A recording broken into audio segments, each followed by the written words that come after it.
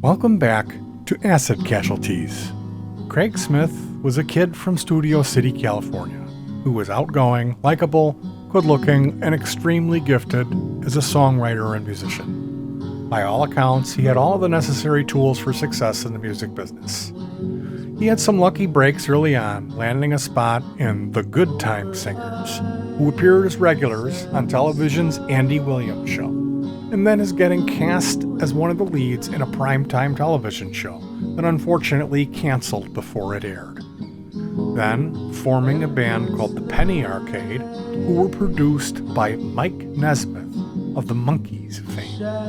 But he was also a seeker with an interest in the spiritual side of existence, and that led him to walk away from the entertainment business and go out in search of answers and experiences along the hippie trail.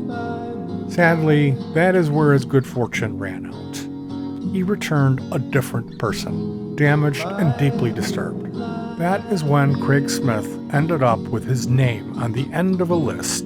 One would never wish to find their name, as Craig Smith, also known as Maitreya Kali, ended up as an acid casualty, acid casualty, acid casualty, acid casualty, acid casualty.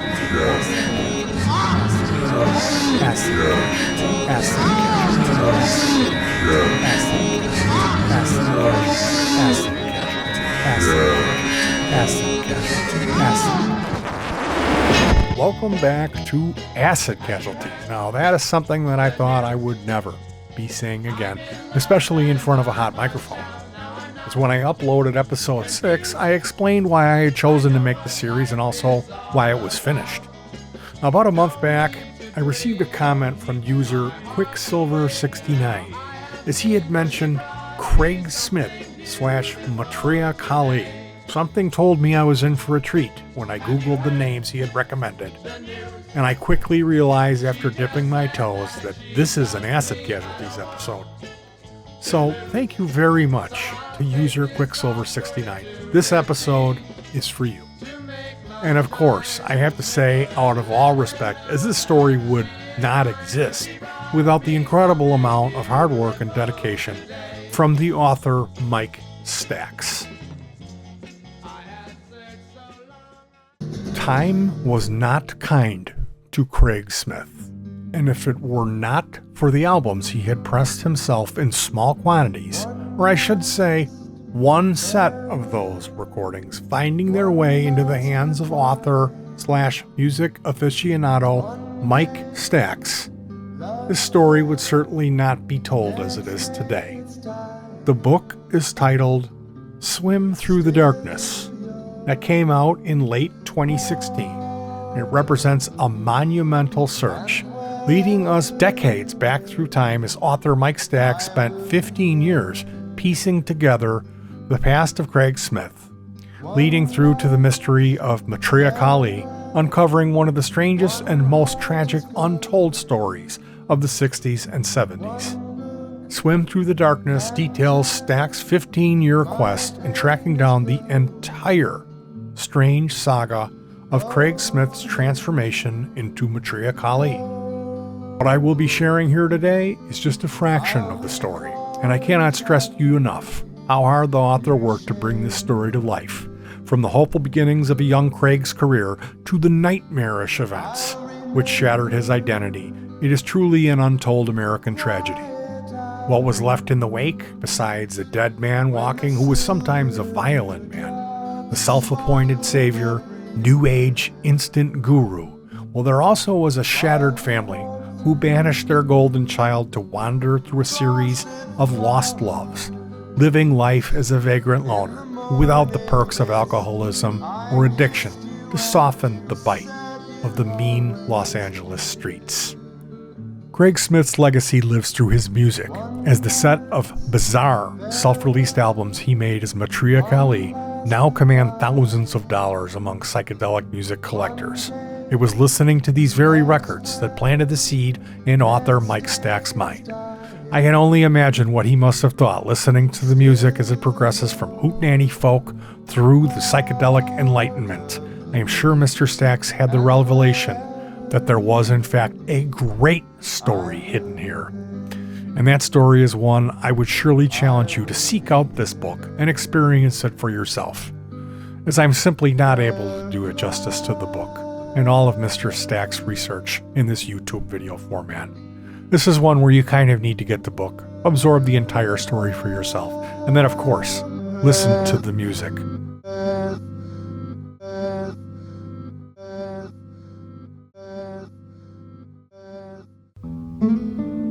Smith was born in Los Angeles, circa 1945, the son of Chuck and Carol Smith. He had 2 older brothers and 1 younger sister. His father was a descendant of gospel songwriter Charles H. Gabriel. His mother was of Swedish and German descent. His father had worked as a manager at the Jade Room, a nightclub owned by Larry Potter, and he was known by the stage name Chuck Barclay.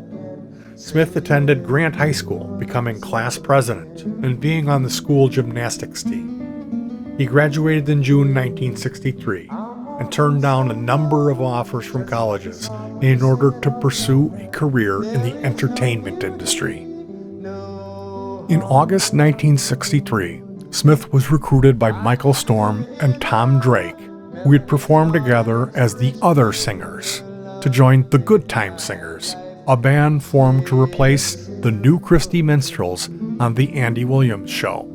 From December 1963 to January 1964, Smith and Storm also performed shows with Gordon and Sheila McRae, supported by their daughters, Heather and Meredith.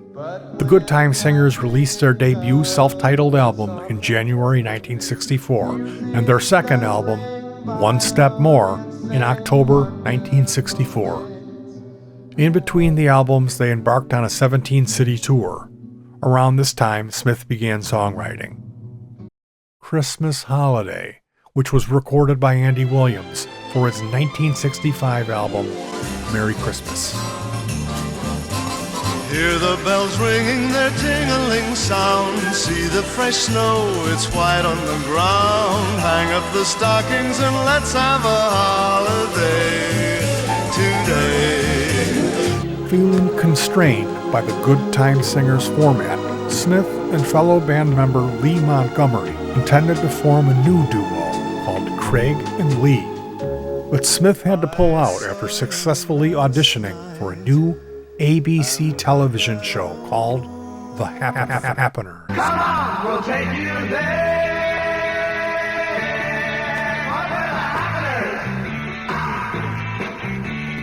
Unlock your front door, that's what your keys are wide. Life's all around you, it should have found you. This is no time to hide. There's a world outside awaiting. Jump out and breathe the air. Things are happening all around you. Come on, we'll show you where.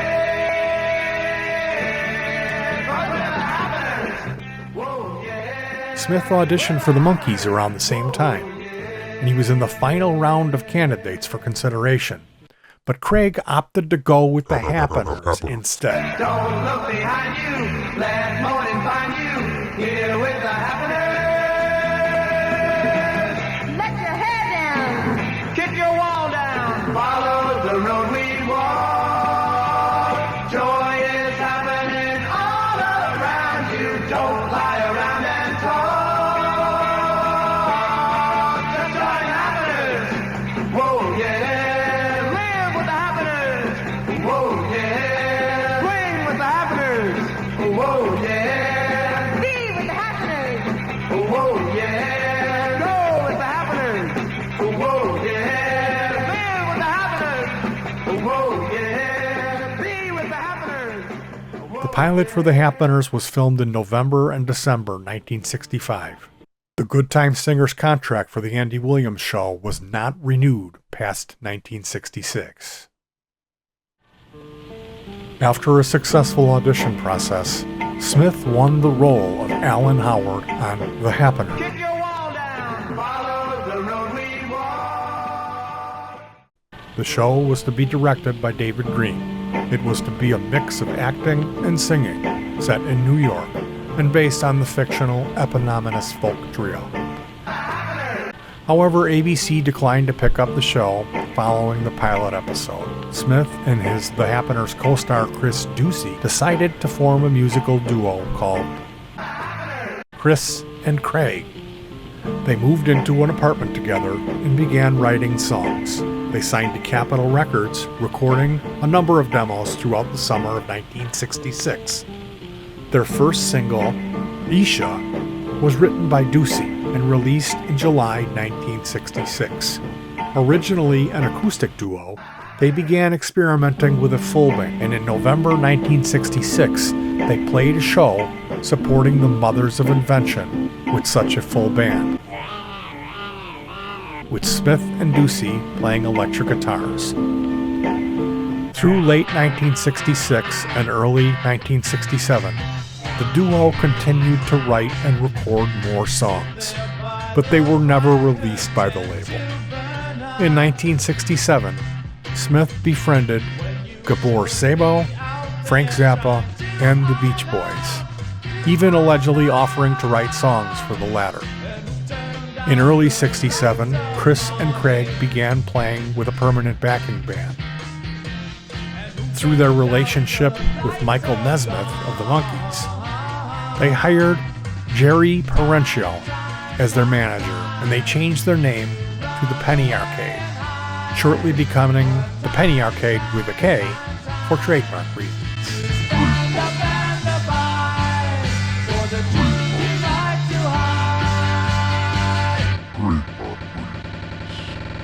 Nesmith began producing Smith and Ducey, initially pairing them with John London on bass guitar and Johnny Raines on the drums. They were eventually replaced by Donald F. Clute on the bass and Bobby Donahoe on drums. While the band worked on their own material, Smith continued to write songs, including Salesman for the Monkees. セールスマンの生活はいつも同じ。セールスマン。Salesman, where you gonna go sell? I hope you fix the day. Salesman gonna walk along the streets, see friends along the way. Salesman with your wooden top that you push along winding farm. Salesman with goods that you put winding down. You always wear a smile, even though you wanna walk 3 miles. Short lines man, good time salesman. And then a song called Hands of the Clock for Heather McRae.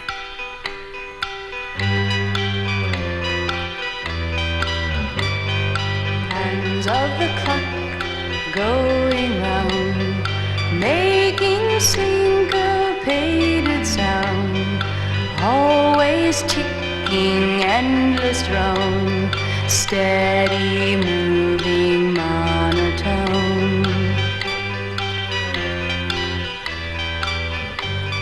Seconds, minutes, hours, days, all melt into one great haze. Altered rhythm, different rhyme. Everything must change but time. Chimes and gongs and ringing bells. Smith was also credited as a co-producer for the songs, alongside Bob Thiel. Now, he also wrote Holly for Andy Williams.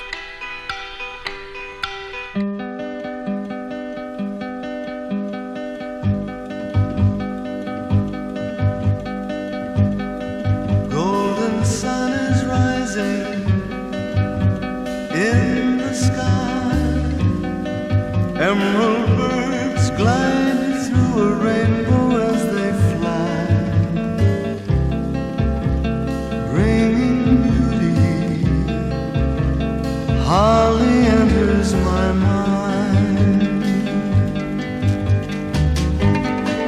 where the crystal ocean. Nesmith took the band into the studio to record the album. One of the songs written at this time by Smith was called Country Girl. That was later recorded and released by Glen Campbell for his Try a Little Kindness album.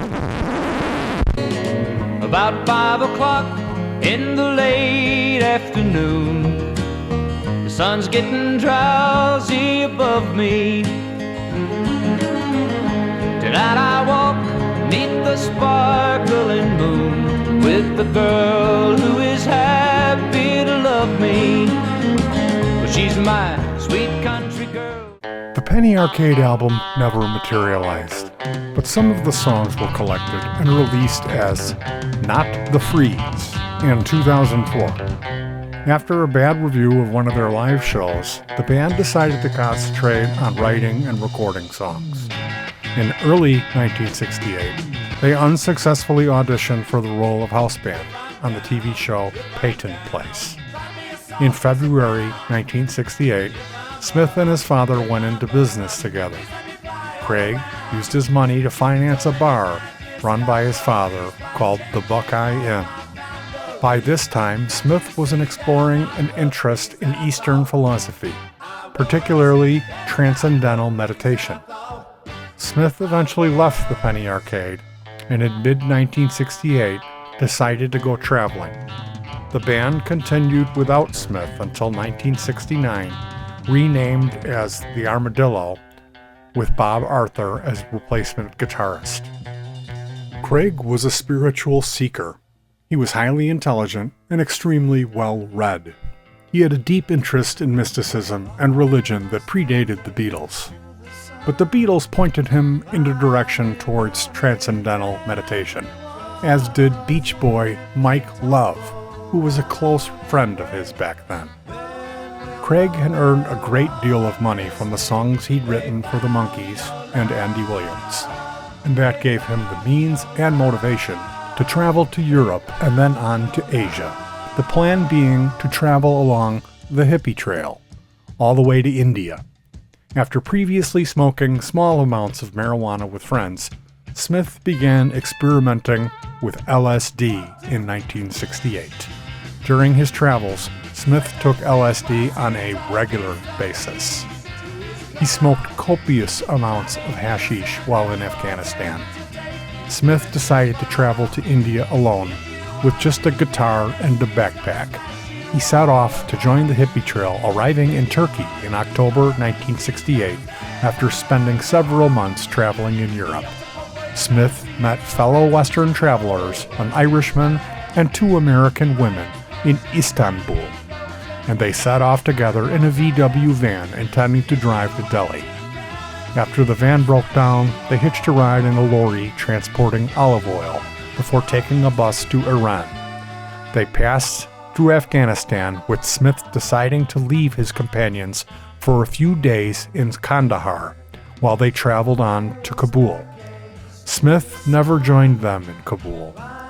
When his companions returned to Kandahar a few months later, they heard rumors that he had gone crazy, running through the market with a knife threatening people, and then disappeared.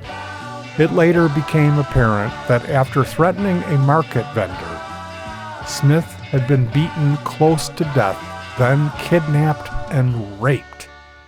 Smith possibly spent some time in an Afghan insane asylum. It is not known if Smith ever reached India, although he claims that he did. Whatever happened to our subject, one thing is clear. The happy-go-lucky spirit that had paved the way for an easy life in show business was gone. What had replaced it was something much darker and even violent at times. The person who came back to America would prove to not have much in common with the one who left it. All melt into one great haze, altered rhythm, different rhyme. Everything must change but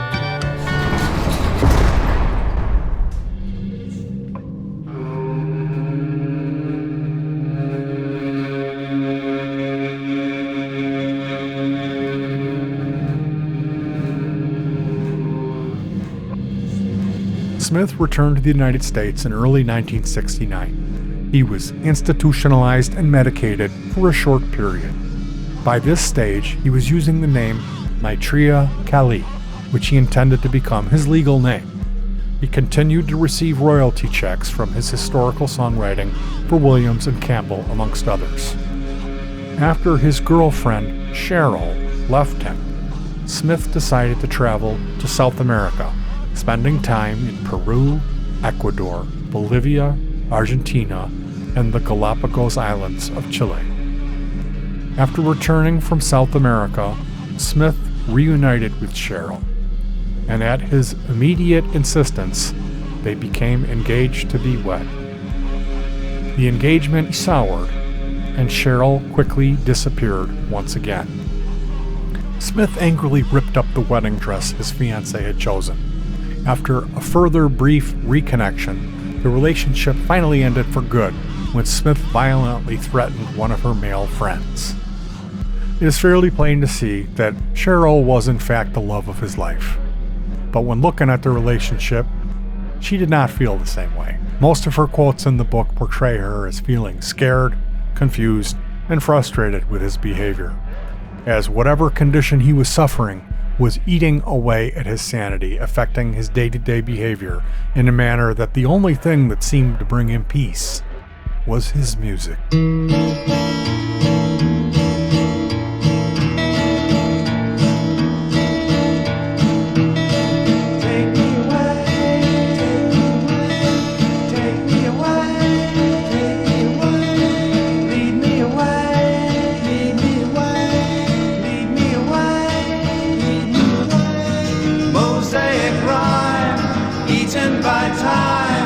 It means all nothing. Rose to my eyes, verbose disguise. It means all nothing. The volumes keep spinning me round. Concentric words lift me down.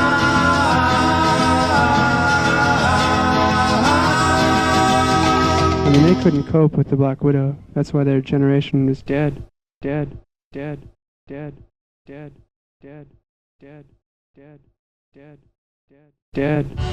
Smith wrote 2 solo albums, Apache and Inca, in 1971, which were self-released in 1972. In their liner notes to both albums, Smith claims to have played every instrument. The liner notes as a whole have been described as bizarre and rambling, and display his belief system. Apache was released on his own Akashic Records, and features 3 songs from the Penny Arkade recording sessions. Inca was released a few months after Apache, in the summer of 1972, as a standalone album, and also as a double gatefold with Apache on his new United Kingdom of America Records label. Like Apache, Inca also features songs from the Penny Arkade recording sessions, as well as solo recordings. The albums were mainly distributed to Smith's friends or sold on the street. Chimes and gongs and ringing bells strike the hours 1 to 12, clanging with authority. Time trudges on laboriously.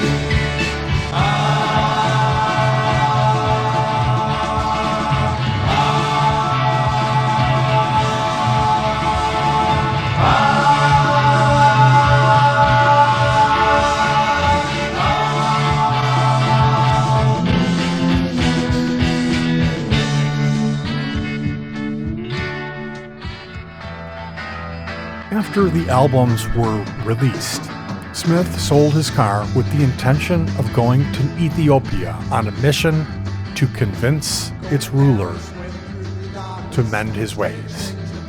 His mental health problems continue, such as suggesting to a friend that they fight to the death using samurai swords. He never made it to Ethiopia, and he also had a small black spider tattooed in the middle of his forehead in 72 or 73.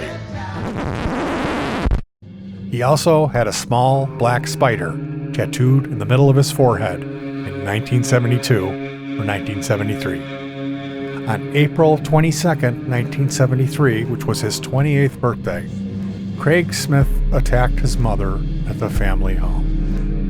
An attempted murder charge was established, and following a psychiatric examination, he pleaded no contest to a charge of assault. He was sentenced in November 1973 to 6 months to life, the maximum sentence for the offense, when the judge suggested intense medical and psychiatric treatment. He began his sentence at the California Institution for Men before transferring to the Duell Vocational Institute in December 1973. He transferred again to the California Men's Colony in February 74. He was granted parole at the 4th attempt, and he was released from prison in June 1976.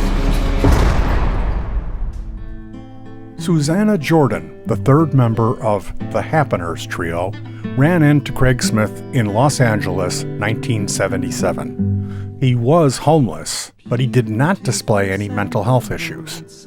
Not much is known about Craig Smith after this, but he is believed to have spent most of the next 35 years homeless. Homeless, but not in the sense that we think of as a wino or drug addict type homeless character. It seems he was more alone with his mental illness rather than an addict type of crackhead or drunk wino homeless guy. Craig was just out there alone, by himself, trying to stay out of trouble. He also had various run-ins with the law. In 1981 or 1982, he saw another old friend and told her that he had been recording music. By the early 2000s, his ramblings had moved on from Eastern philosophy, his Maitreya Kali persona, to aliens and extraterrestrials. Smith died on March 16, 2012. His family declined to collect his ashes, and they were eventually collected by journalist and author of the book, Swim Through the Darkness, Mike Stax. Out from the blackened void to the light of day, eyes open, born again, cycle starts anew. Magical sampan road flows through me to you.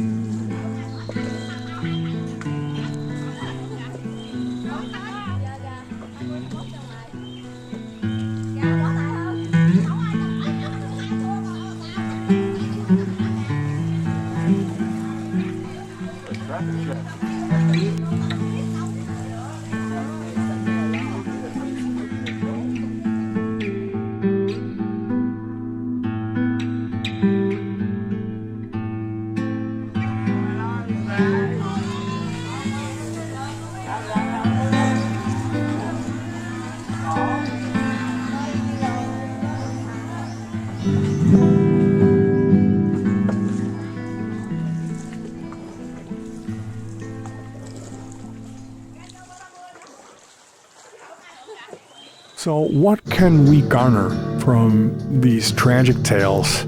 As the old adage goes, the higher they fly, the harder they fall. It certainly would be easy to write these people off as being flawed, fragile failures, or of course even the title of the series of videos being Acid Casualties seems to strip them of any humanity or empathy from our late subjects in a way that's seemingly very undeserving, considering the fact these were real human beings who have kind of been pigeonholed as drug losers by our society. But in each case, you see there's always mental illness or some extraneous trigger which is never mentioned when you see their names listed as acid casualties. When one actually does look into these people's lives, there's always this common thread, being their age. And that most folks who suffer mental illness or schizophrenia, these symptoms tend to come to a head when the subject is in their 20s. Sound familiar? We have the pressures of modern life, the fame and money, all sorts of things unimaginable for the normal, typical citizen. You're taking one creative young person throw in a dose of fame, success, maybe some failure, a few bad relationships, add the drugs and alcohol, and then the LSD, and there's the recipe. Saying this would certainly negate any concrete wisdom, as we have many thousands of performers in similar situations who've went through the same types of ups and downs, tampered with the same sorts of chemicals, and these folks are fine. Many of these folks are even role models that society suggests that we admire. It's fairly obvious that the missing ingredient is it's undiagnosed mental illness. And it's such a shame, because I think in most of these cases, it would almost always be treatable if it was caught in time. In the case of Craig Smith, there's a point that the author makes in the end of the book, which made the most sense to me out of anything in all these sad stories. And that's the thing. They're tragedies. These are very, very sad stories, especially this one.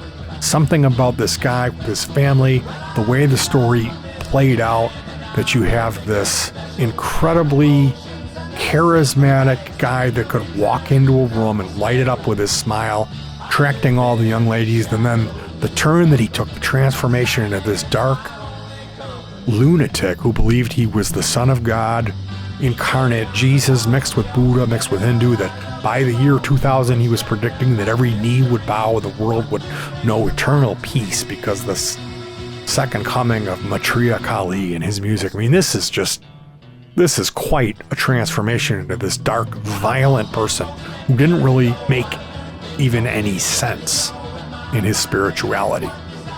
So we don't really know exactly, because there was no charges, there was no crime. We don't know the extent of the damage that was done, the attack that Craig sustained. So we are left with Mike filling in the blanks at this point, and that was the key, the missing part of the story that none of these other stories really provided for me in such a neat and tidy package. And I can't give that away. 15 years of his life. He was actually looking for him, and he found him too late. He found him after he had passed away. The story is so sad. At the end of the guy's life, he dies on the concrete in a sleeping bag next to a flagpole, and his body was cremated. His family was made aware, and they did not want to have anything to do with him. They didn't even pick up his remains. He was headed towards a mass grave. Mike Stax, our author, was able to claim his remains. He has this authentic psychedelic pop rock band called the Loons, and then he has been producing a rock and roll zine, a magazine, for 35 years, which is called Ugly Things, this magazine. And it is a little rock and roll zine relating to hip underground bands and all sorts of things that I know you would dig. So definitely give all that a shake. Check out the book. I want you to check out Craig's music. This is some of the best music in the series. When you read the book, you'll completely understand why I felt that there was some sort of absolution at the end of this story. To fill in those blanks, we have Craig's music and just getting to know about all this stuff. Could you think of a cooler book to put on your coffee table? I think not. I also think that this more than likely is going to be farewell for the Acid Casualty series, although you never know. I was wrong when I said it in episode 6, so maybe I should keep this open-ended. Maybe I shouldn't. That's what makes us human beings, is the fact that we're flawed, and we can be aware of the fact that we are flawed or incorrect, and that we can overcome that in the future, that we can correct that. The true beauty of being a human being, the duality of man. At the same time, we can strive towards excellence. Is it an attractive quality to never be able to admit when you're wrong? Or is it the other way around? Thank you very much for joining me today for episode 7, Acid Casualties. Craig Smith, Maitreya Kali. Super special thanks to Quicksilver 69 turning me on to this story. That was very cool of you. And also a huge thank you to Mike Stax for all of his hard work and dedication. Nothing but good vibes and love going out to him, his magazine, Ugly Things, band The Loons. Mike went out of his way. He hooked me up with a zip file full of photographs. Mike is a real deal rock and roller. I can't stress that enough. Thank you again. Peace and love. Peace and love. And peace and love. You shared with me